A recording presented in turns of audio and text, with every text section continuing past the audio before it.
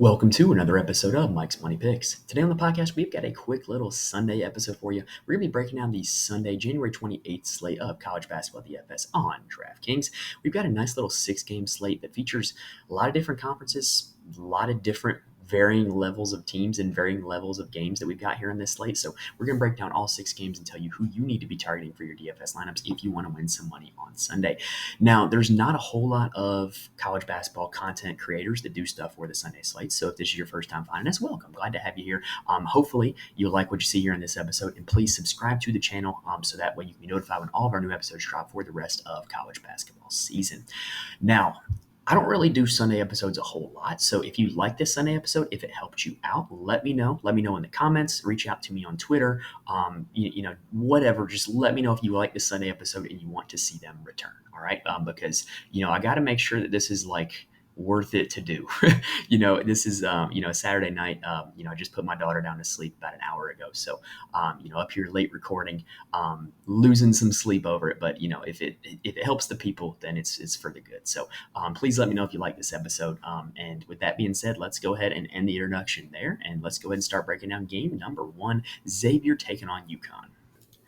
All right, so the first game of the slate is going to be Xavier taking on UConn, a battle in the Big East. And interestingly enough, this is probably, in my opinion, the best basketball game on the slate, like the one I'm most looking forward to watch. And it's actually a rematch as well. So KenPom has this game projected to finish 79-70 in favor of UConn. The first meeting was 80-75 in favor of UConn, and that one was played at Xavier's place, the Cintas Center. So, UConn already has the series lead 1-0, if you will. And honestly, though, I don't necessarily think you can expect everything to happen just like the original matchup did. So Xavier's had a few changes. Last game, they moved Dalen Swain into the starting lineup, and he played quite well. He played 26 minutes, and that was even with foul trouble. He did foul out in that game, and he put up 24 fantasy points. He put up 30 in the previous game against Georgetown coming off the bench. I think Swain's a nice little high upside player that can definitely, if he gets some run in this game, can be a good option. However, the story was that Gaius Namiksha was battling an illness, and so that was the reason that, Swain was moved into the starting lineup. Namiksha only played 15 minutes against Creighton, only put up 9 fantasy points, was not really, a great fantasy option. However, in the previous game against UConn, Namiksha played 22 minutes, put up 19.75 fantasy points. UConn's a little bit of a bigger team, so it wouldn't shock me if it really was just an illness to go, back to Namiksha in the starting lineup and back to the heavy minute loads that he had been playing. But at the same time, Swain also played pretty well. So I don't know necessarily what to make of that situation. I think they're both in play, but I definitely want to take a peek at what the starting lineup looks like before I, lock in either of them. Now, in that first game, both Xavier's guards played well. Quincy Olivari had 39 fantasy points, and Desmond Claude had 32 fantasy points. And the interesting thing is neither of them shot well. Olivari shot 40% from the field. Desmond Claude shot 25% from the field. That team... at Mike's Money Picks here, we are Team Claude over Team Olivari for the majority of the season so far, just because the peripheral stats that Claude puts up, he gets so many more rebounds and assists. However, one thing that kind of did happen was when Swain was moved into the starting lineup, Olivari got a lot of boards last game. He got 7 boards against Creighton, and with Swain playing more minutes and Namiksha not playing as many minutes in the game against Georgetown, Olivari also had 6 rebounds in that game. So if they do stick with Swain in the starting lineup, maybe there is a little bit of merit to Olivari's rebound rate increasing from there on out. Now, the rest of Xavier's guys, they're just kind of meh, if I'm being honest. McKnight's going to start. He's not a super high usage player. Usman is going to start. He is going to deal with a very tough matchup against that UConn front court. And then Trey Green is a guy that generally plays a lot in blowouts. So after that, I'm not really interested in a whole lot of Xavier guys. Now, on the UConn side, Donovan Clingan is the big wild card because he did not play in that first matchup against Xavier, and they're kind of ramping him back up, right? And it's been a full week since UConn played, and he only played 24 minutes against Villanova. If Clingan plays a full 25 to 30 minute workload, he's at an incredible price tag, and Xavier's an incredible matchup against big men. So I think he's got a lot of upside, but we don't really know what is going to happen with him. So I think he is unequivocally the wild card of the slate, and that's a slate that has a lot of wild cards. You'll hear more coming up. Now, also, in that first game, Tristan Newton did have a ceiling game against Xavier, 46 fantasy points in that game. And then Cam Spencer also had a little bit of a ceiling game of 44 points in that game against Xavier. And also what's interesting is we have seen numerous times, I've mentioned this in the Fantasy Corner Discord, more on that later, but spot up shooters tend to play really well against Xavier for whatever reason. And Cam Spencer would fit the mold here. So I definitely think that he could repeat what he did the first time. And Newton could as well, because Xavier is a big pace up matchup for UConn, which is going to give more possessions to the Huskies, which is going to give them more opportunities for peripheral stats, which is what Tristan Newton excels in. Now, in that first meeting, Alex Caravan went off. He had 33 fantasy points, but in the 2 games that Klingon has been back, he's yet to eclipse 28 fantasy points. Now, is that the direct correlation to Klingon's minutes? I don't know, but Caravan was playing really well, just playing really good basketball and playing a little bit at the 5 when Klingon was out. And so now that Klingon's back, that definitely is going to eat into his usage a little bit. So I would probably be more of an advocate of playing Klingon over Caravan on this slate. Next up, we have got a battle in the Big Ten between Purdue and Rutgers. KenPom has this one projected to finish 77-64 in favor of the Boilermakers. These two teams did not play yet this season. However, they did match up last year in the Big Ten tournament, which we're going to quote quite a bit because both sides have very similar roster construction to what they had last year. If it's not the same exact players, it's pretty darn close. And now we got to talk about Zach Edey with Purdue. He's the story of the slate anytime he is on it. In that meeting in the Big Ten tournament against Rutgers, he only had 16 points, 11 boards, and that's not going to cut it at his salary of 10-9. Now, obviously, we know the ceiling is there. We know the potential is there, but that Rutgers front court with Mawad Mag, Andre Hyatt, and Big Cliff, that's a pretty tough matchup for bigs, and Rutgers is going to try to slow the pace of this game down, so I don't necessarily think this is the best spot to deploy Zach Edey in. Now, the guards I do like. I think Braden Smith is a solid cash game play. He's a little more expensive than I would like.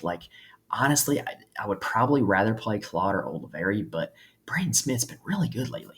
He's put up 32 fantasy points in 2 straight games, and then he's been over 25 fantasy points in every single game except January. That gives you a really solid floor. And what tends to happen with Purdue is one of the guards tends to go off. So if I'm not playing Braden Smith, I'm definitely going to take a look at Lance Jones as well as Fletcher Lawyer. Lance Jones, 31 fantasy points in back-to-back games. He's really coming into his own. His shot rate is really going up as they get into conference play. And then we know about the ceiling of Fletcher Lawyer. He's had multiple 40 fantasy point games earlier this season. He's a guy that can get hot from behind the arc if teams choose to double Edey and try to make the guards beat him. That's really where all my interest would lie in for Purdue. I think Edey is a GPP play only that I'm not going to be getting a whole lot of. Smith, Jones, and Lawyer will all be guys that will find my player pool, but not a whole lot of exposure to either of the 3 of them.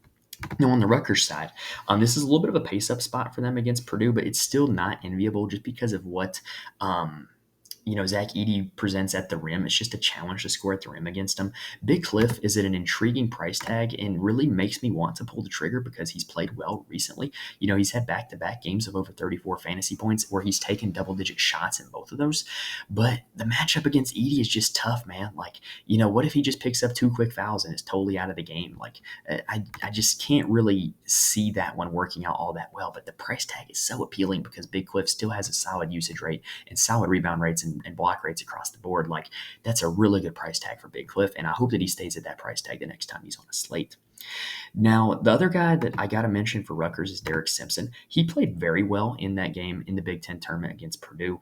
He was their leading scorer in that matchup, largely because a lot of the shots in that game for Rutgers had to come from the perimeter, and he's back to his high usage ways. He kind of struggled a little bit against Illinois, but that game was a blowout. But against Nebraska, he took 13 shots, put up a lot of stats, put up 38 fantasy points, and he didn't shoot the ball all that well. He was only 3 for 13. So if we're getting this usage level out of Derek Simpson at only $5,700, much like with my thoughts about Lawyer and Jones, if you're playing GPPs, he has to make your player pool if you're playing enough entries.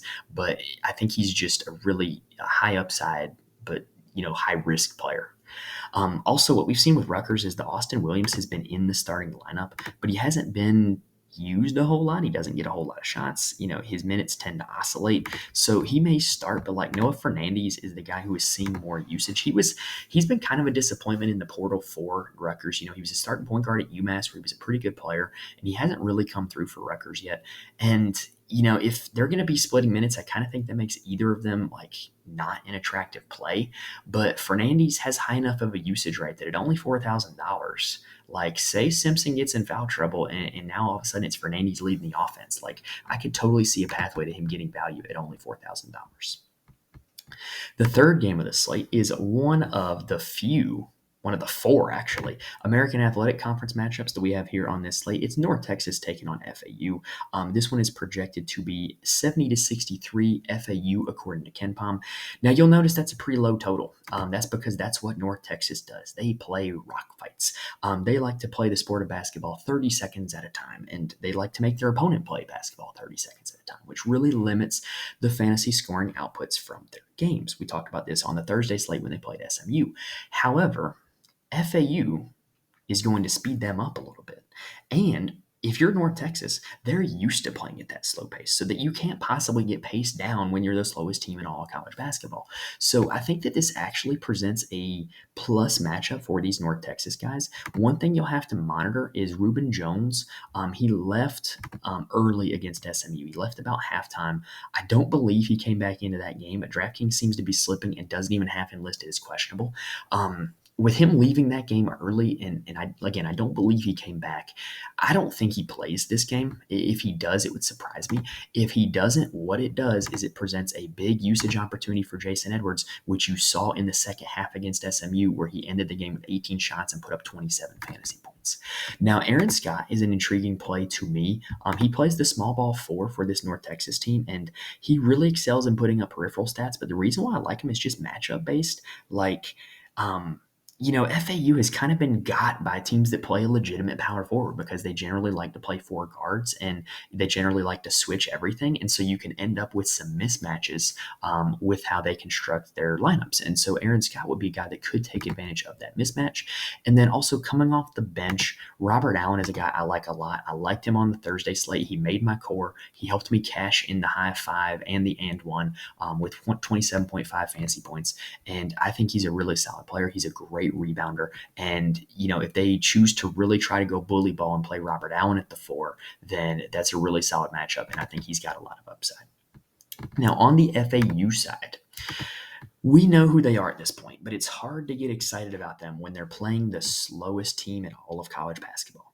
The good news is for them is that a lot of their usage is still very concentrated around John L. Davis, Elijah Martin, and Vlad Goldine. The problem is that it's pretty hard for them to reach value for their salaries when they're in this pace down spot. If I had to pick one, it would probably be Elijah Martin. He's the one that generally plays the small ball 4, and so he's going to have plenty of opportunities to get blocks, steals, and rebounds at that spot. And 2 of his last 3 games have been over 42 fantasy points. So I think he's a pretty solid spot, but the pace down spot really concerns me. Now, after those 3, Brian Greenlee has really been the guy who has taken over as the next best guard. He's played a lot of minutes, at least 29 in all the last 3 games. He's seeing a decent amount of usage, and he's putting up a lot of peripheral stats. He would probably be the guy that I would prefer to play over the other guys like Weatherspoon and Gaffney and Boyd. Now, one thing that was interesting with FAU was that Trey Carroll had been backing up Vlad Goldine because, I don't know if you know this or not, but Vlad Goldine is not a guy who's going to play 30-plus minutes. And Trey Carroll had been getting all those minutes because of the injury to Giancarlo Rosado. But for some reason, Trey Carroll ended up in the coach's doghouse against Rice. He only played 3 minutes, only put up 0.75 fantasy points. And those extra minutes went to Brennan Laurent, who played 16 minutes and put up 10.25 fantasy points in that game. Now, that might not sound like a lot, but he's only $3,100. And 10.25, that's 3x value. That's not terrible, and it will allow you to get to other plays on the slate if you choose to roll the dice there. So I think he's an interesting GPP play just based off the math of if he plays those 16 minutes again, then he could very easily put up value. And if he doesn't really kill you a whole lot because he's only $3,100. All right, that does it for the first 3 games of the slate. So let's go ahead and take a quick breather, and then let's break down the final 3. Now, before we get started with these last 3 games, I do want to mention there are places where you can get some more information from me. First off, you can follow me on Twitter at Mike's Money Picks. Any show updates I get out there on Twitter. And then if you ever have any questions, you can just reach out to me on there, and I'm more than happy to answer them. But the place where I do a lot of my discussion is the Fantasy Corner Discord. Link is in the description. It's also in the description if you're listening on the audio feed. Basically, the Fantasy Corner Discord is a lot of smart people that play a lot of DFS for a lot of different sports. And basically, we're in there in the chat all day long bouncing plays off each other, talking strategy, and then sweating it out together for college basketball, NBA, NFL, golf, and more. So if you're looking for people to talk DFS with, join the Fantasy Corner Discord. It's a blast to be a part of, and I do enjoy looking at it every day and conversing with people and talking plays and talking strategy. It's just a blast.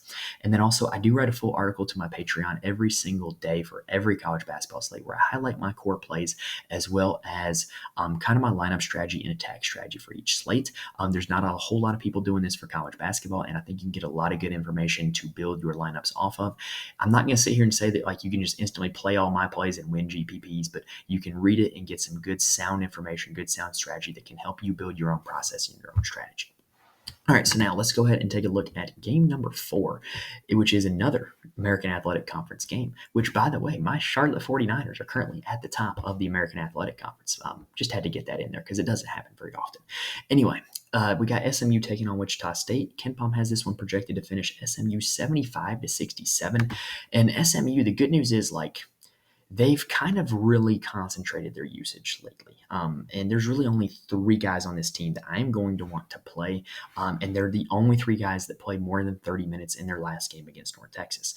It is Zurich Phelps, Samuel Williamson, and Chuck Harris. So Zurich Phelps is their usage leader on the season. He tends to take a lot of shots, and he tends to be pretty shot dependent, but he can every now and then get you some peripheral stats. You know, he's been over 29 fantasy points in each of his last 2 games and 3 of his last 4.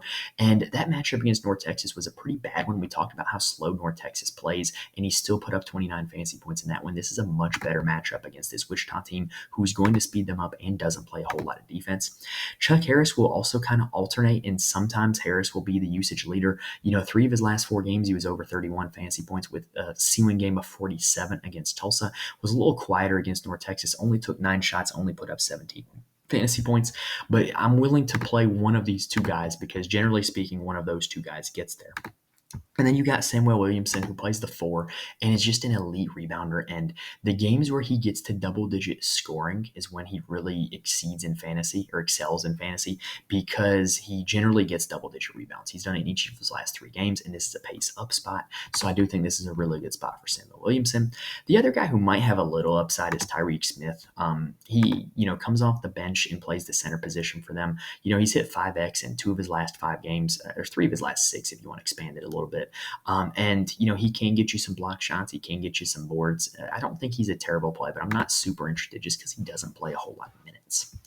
On the Wichita side, they are one of the coldest teams in all college basketball because heading into conference play, I thought they were going to be one of the top half of the American athletic teams. Like, I didn't think they were going to be where they are now. They are currently riding an 8-game losing streak.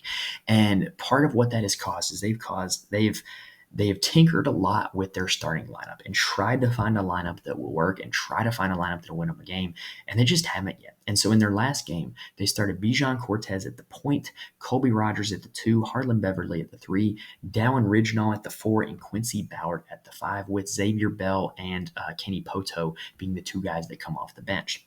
So Bijan Cortez, we're going to go one by one with those guys. Bijan Cortez is a pass for me. We played him before when he had his little hot streak where he put up 19 and 20 fantasy points in back-to-back games, but he's just been I don't like bashing college kids. I don't like saying that, they're not good or anything, but let's just say he has not played well in his last 2 games. He's combined for 1.75 fantasy points in those 2 games. So even though he's starting, I will be staying away just because there's no indication that it's going to change anytime soon.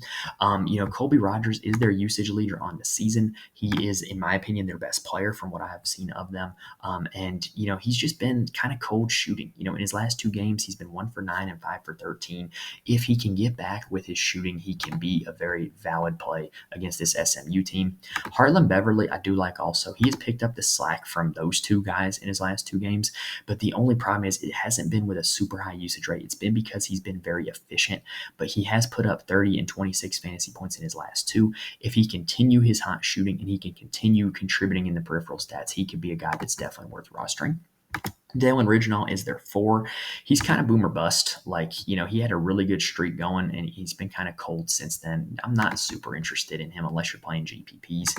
And then Quincy Ballard is their center. He just doesn't play enough minutes to really have ceiling games. He played 28 against ECU, and that was 29 fantasy points that he put up in that game, which was his high since Thanksgiving. So I'm not super interested in him. If he played more minutes, I would be, but he's still going to split minutes with Kenny Poto. And because they both split minutes, I think that caps both of their upside, and neither of them will probably make my player pool. Xavier Bell is going to out-minute Bijan Cortez in all likelihood, and he's a really boomer bust option as well. He's played 35 and 23 minutes in his last 2 games and put up 28 and 8 fantasy points. You don't really know what you're going to get from it.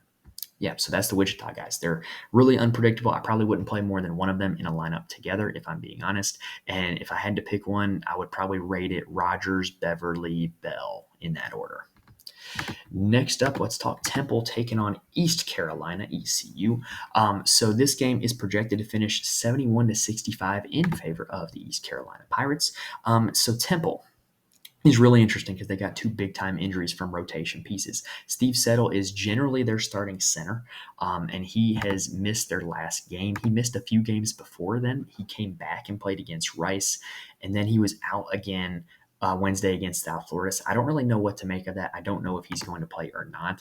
And then Shane Dezzoni, excuse me, also missed their last game, but he also played the game before against Rice. So I don't know why either of them missed the game. I can't find really any information on it. But it drastically changed their rotation because they pretty much just played 5 guys when they were without those 2. Now, what that means is if both those guys are back, they're pretty much just going to play 7 guys. And so, they're still pretty playable because all these rotation pieces are going to play a ton of minutes. But if those 2 are out, what you saw last game was Matteo Piccarelli moved into the starting lineup, played 39 minutes, and put up 33 fantasy points. If we get news that Settle and Dezzoni are out, Piccarelli will be close to a lock, in my opinion. Heisier Miller is their best player, and he is their highest usage player.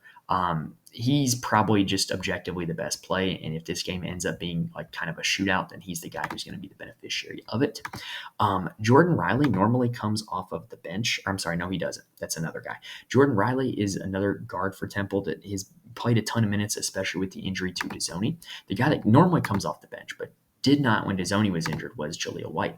He played 33 minutes in that most recent game, put up 28 fantasy points. He is actually second on this team in usage for the entire season. And then Sam Hoffman was like their small ball 5 in their last game. He played 30 minutes, but he only put up 9 fantasy points. I just don't think he has much of a ceiling, and I think he's a little overpriced for what he does. So Settle and Dezzoni, if they come back, obviously throw a wrench in that. And I think that both of them are at a very reasonable price point. I will probably be interested in playing either of them if they are back and starting. If they're gone, Piccarelli is probably my favorite play, Heisier Miller after that. So that's a hard team to go over. But you got to figure out the status of Settle and Dezzoni before you really set your Temple guys in your lineup. Now, on the ECU side, there's an interesting thing to monitor because if Settle is out, then Temple is going to play nobody in their rotation above 6'7", and really that makes them really small. And what you will see is Brandon Johnson and Ezra Asar would have a massive size advantage down low. They're 2 of the top 3 players in usage on this ECU team. Brandon Johnson's a pretty consistent option. He's put up 28 fantasy points or more in 8 of his last 9 games. That's pretty darn solid. I think he's a really good cash game play. And if Settle is out, I think he should feast on this Temple front court. Ezra Asar is a guy who can really fill up a stat sheet. He can get you a lot of boards, and he gets you some block shots as well. He is more of a boomer bust option though, whereas Johnson is a little more consistent. He's going to make my player pool just because he does have a high ceiling, but he's not somebody that I'm super eager to get to. I probably would not pair the 2 of them together either. RJ Felton is their highest usage player on the season though. He's their lead guard. He can kind of be a little bit boomer bust, but one thing that is super consistent is the shots. He's taken double-digit shots in ECU's last 6 games, so I definitely have a little bit of interest in him. And then what's really interesting is they have also tinkered with their starting lineup. Those 3 guys are really the only 3 who have consistently played 25-plus minutes in their last 3 games. Last game, Jaden Walker and Sear Malonga were moved into the starting lineup over Bobby Pettiford and Cam Hayes.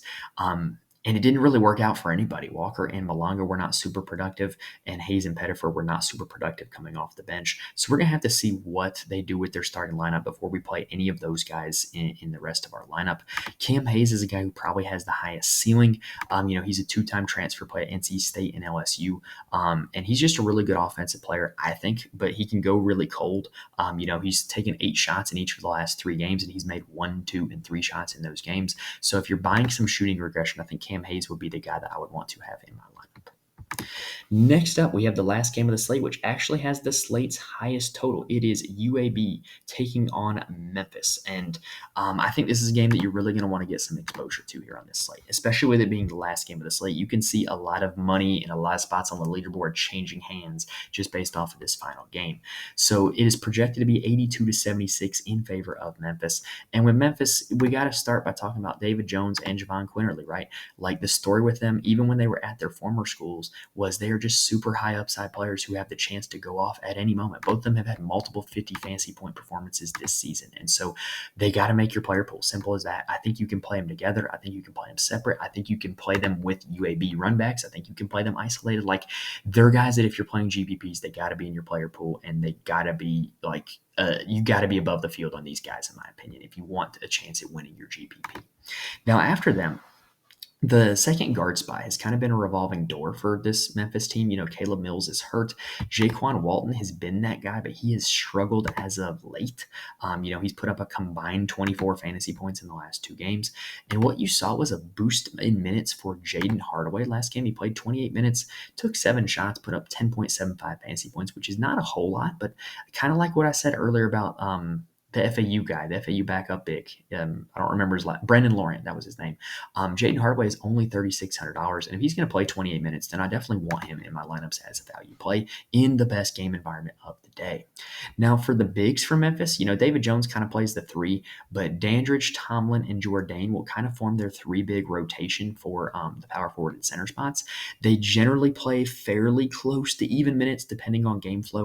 In their last game, Malcolm Dandridge had a ceiling performance. He had 41 fantasy points, thanks largely to getting 8 blocks. It wasn't a big-time usage fantasy performance, so I don't necessarily think that's going to continue, but what it did was it brought his price tag up way up above what I would be willing to pay for him. Naquan Tomlin is also above, kind of what I would be willing to pay for him, but, this is the best game environment of the slate in a good matchup against this UAB team, and so those 3 guys, I will not play them together in the same lineup, but they will probably make my player pool, and I'll probably have a little bit of a rotation with them, much like what I'm doing with the Purdue guards. Now, on the UAB side, they are an interesting team. Eric Gaines is probably their best player, in my opinion. He also has a legitimate ceiling in fantasy. He has had multiple 40 fantasy point performances this season. His shots tend to vary, but even when he doesn't get his shots, he tends to put up a lot of peripheral stats. And then Yaxel Landeborg is 3rd on the team in usage. He has a legitimate ceiling as well. 4 of his last 6 games have been over 40 fantasy points. And so he is 4 of his last 7. I miscounted by 1. He's a guy that has to find a spot in your GPP player pool, and I think this is a really good spot for him against Memphis, with it being a pace-up spot. And then one thing, another guy that I'm going to be having in my player pool, and probably a lot of him, is Vasquez. He is their usage leader on the season. It doesn't always translate into fantasy scoring because he can be kind of shot dependent, but he generally gets a lot of shots, and he generally makes a decent amount of them. And anytime you can get a team's usage leader at $5,200, and he has a legitimate 40 fantasy point ceiling, he's had 40 and 38 this year. He's a guy that's got to make your player pool, in my opinion, and I will be definitely rostering him as well. After that, Christian Coleman is kind of like their big that comes off the bench, who has been pretty solid lately. 2 of his last 4 games, he has scored over 21 fantasy points. I don't think he's a terrible option, but he's not super consistent. And so Tony is another guy that we played at the start of the season. He was playing more in non-conference, though he hasn't really done a whole lot lately. He will probably not make my player pool. And I believe that is it with the UAB guys. Yes, it is. So that is it with this Sunday slate. So hopefully was able to give you guys some good information here on this episode that you guys will be able to use to build some winning lineups for the Sunday slate. Remember, not a whole lot of people do Sunday content. So if you like this episode, let me know. Like the video, reach out to me in the comments, reach out to me, on Spotify if that's where you're listening. Reach out to me on Twitter as well. If you like the Sunday episode and you want it to come back, let me know so that way I can keep doing it. Remember, if you do want more information from me, follow me on Twitter at Mike's Money Picks. Join the Fantasy Corner Discord. Link is in the description. And then the full slate articles are on the Patreon. All right, that does it for this episode, guys. Thank you guys for tuning in. Best of luck to you on this Sunday DFS slate. Thank you guys for watching and listening to this point, and I will see you next time.